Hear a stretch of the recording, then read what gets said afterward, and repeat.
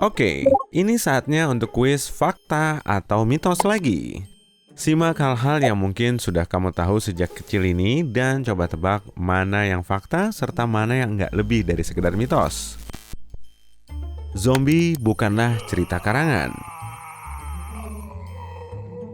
Benar. Oke, kita sebagai manusia nggak bisa berubah menjadi zombie seperti yang kita tonton di film-film. Tapi, di dunia hewan ada zombie loh.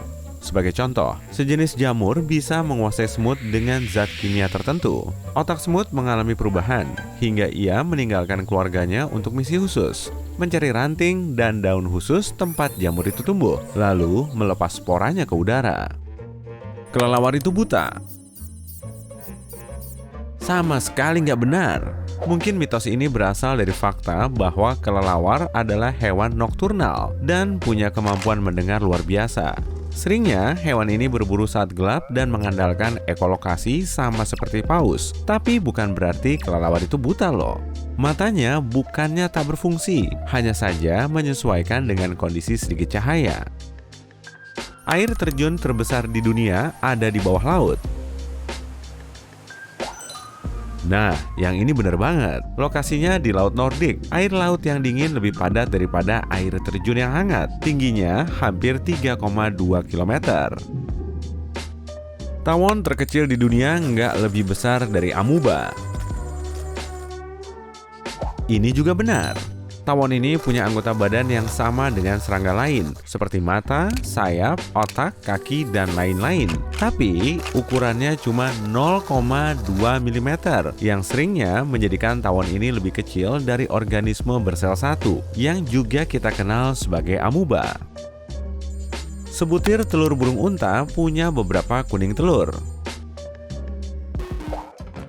Ini tidak benar. Seperti telur ayam biasa, telur burung unta cuma punya satu kuning telur, tapi ukurannya sangat besar, setara dengan 24 kuning telur ayam.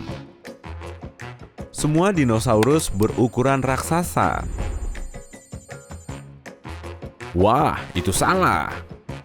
Film-film menampilkan dinosaurus sebagai kadal bersisik raksasa, tapi itu nggak benar. Pertama, ada banyak spesies dinosaurus yang berukuran kecil, dan beberapa berukuran sekecil kalkun atau merpati. Selain itu, sebagian dinosaurus seperti T-Rex, bahkan tubuhnya tertutup bulu, terutama dalam tahap awal kehidupan mereka. Oksigen itu tidak berwarna. Yang ini setengah benar. Dalam bentuk gas, oksigen memang tak berwarna, tapi dalam bentuk padat, oksigen memiliki warna biru langit. Kita cuma menggunakan 10% dari otak kita. Wah, kalau buat aku, itu benar. Tapi secara keseluruhan, ini salah.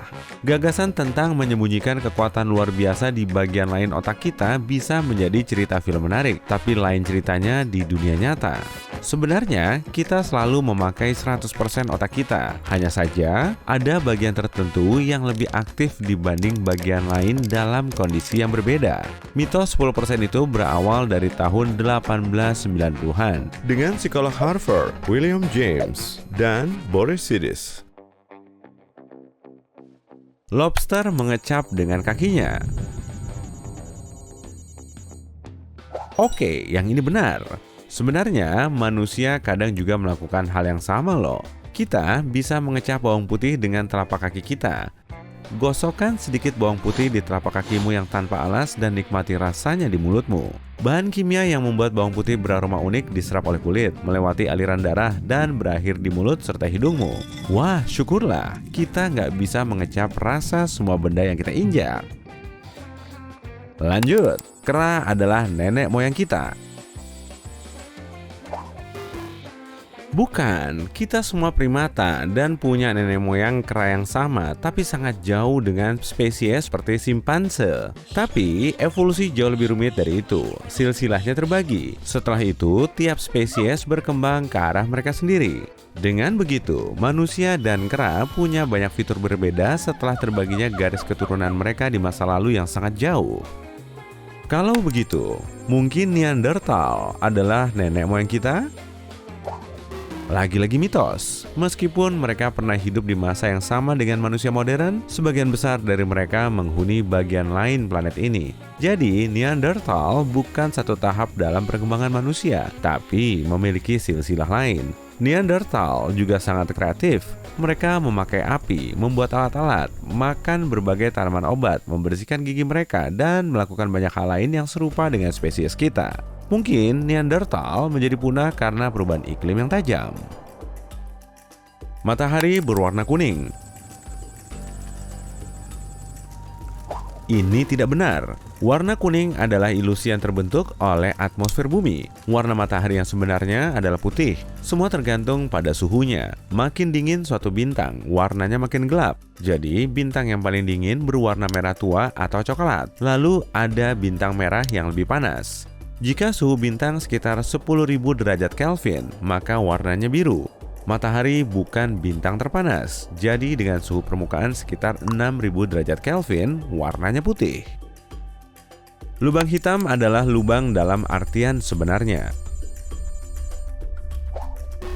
Ini mitos. Berlawanan dengan namanya, lubang hitam nggak kosong, tapi merupakan materi yang sangat padat dengan gaya gravitasi yang luar biasa kuat. Nah, sini masuk, whoops! Jika menjelajahi gurun pasir, kemungkinan kamu masih butuh payung. Betul, sebuah kesalahpahaman umum bahwa di gurun nggak pernah turun hujan. Sebagai contoh, gurun Sonoran di Arizona mungkin merupakan gurun yang paling basah di bumi, dengan curah hujan sampai 508 mm per tahun. Anjing hanya bisa membedakan warna hitam dan putih.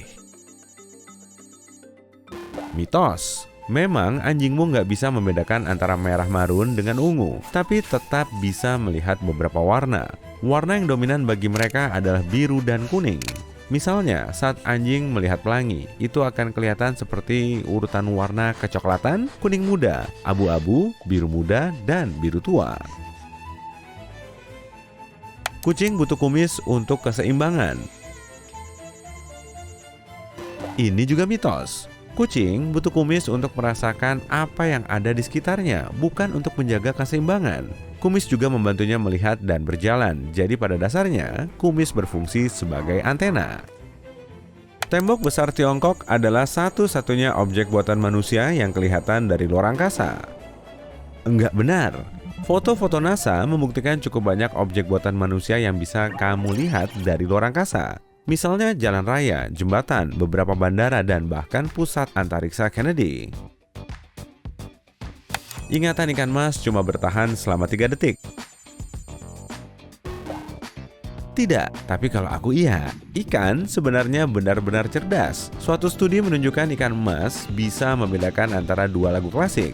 Memang benar ikan nggak bisa belajar dengan cepat, tapi setelah lebih dari 100 sesi mereka berhasil. Yang artinya mustahil kalau ingatannya cuma bertahan 3 detik.